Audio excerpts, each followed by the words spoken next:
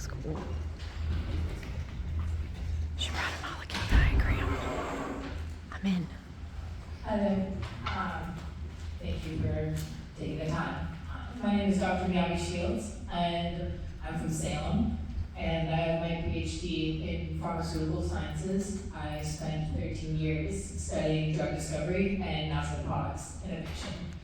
And I know someone here had a question on the molecular mechanism, so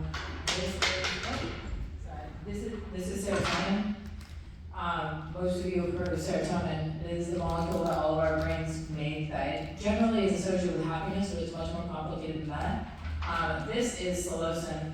Psilocin is one of the active molecules that's in psilocybin-containing mushrooms. Actually, our body will transform psilocybin into psilocin, and this is what's active. And what you might notice is that they are pretty similar. So that is the mechanism of action, or that is the believed mechanism of action for some and most of the positive benefits that are associated with it. Because the serotonin system has been the target for pharmaceuticals for anxiety, depression, antipsychotics for a really long time. And so we do have psychopharmaceuticals that have been developed that target the system. And they do work for people, and they are good options, but they're not the only options, and they don't work for everyone. And I am actually one of those people. That is one of the reasons why I wanted to what I wanted to. I have taken anti-anxiety medications, I've taken antidepressants, and I've taken antipsychotics.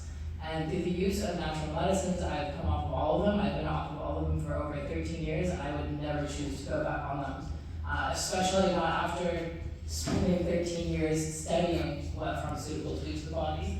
That's not to say that they aren't good options, and I believe that they should still exist.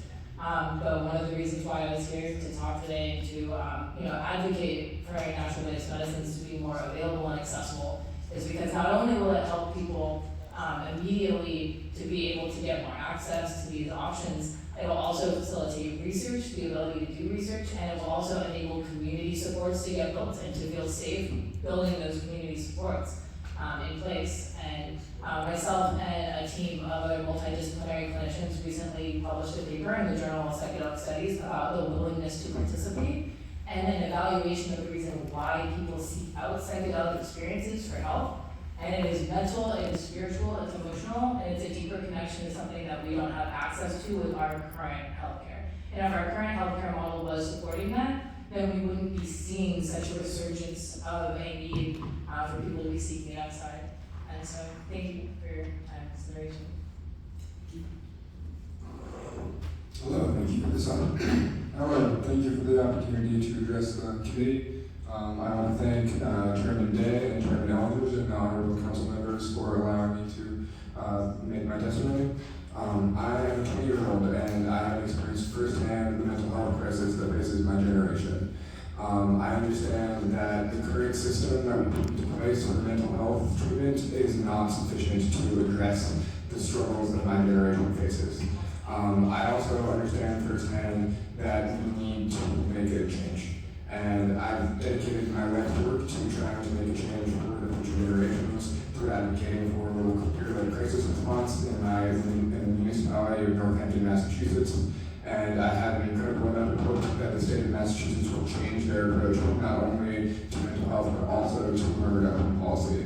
I want to suggest an Einstein quote actually that says that insanity is doing the same thing over and over again and expecting a different result. When I look at the current drug legislation, the current substance abuse approach that we take, and also the current mental health approach that we take, what I see is we are doing the same thing over and over again, and our communities continue to be ravaged with addiction and the horrors of fentanyl abuse and the horrors of the opioid epidemic. I think it's fair to say that by Einstein's logic, that our current drug policy is insane. Our system incarcerates, it criminalizes, and shames addicts where even when they seek healing through plant medicine. And I am incredibly hopeful of the power of this bill to change the system to allow for healing for the future generations. I would like to ask you to please report out this bill favorably and act relative to plant medicine. Please report it out favorably. Thank you. Thank you.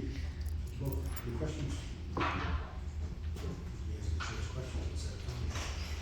Thank you both. move to version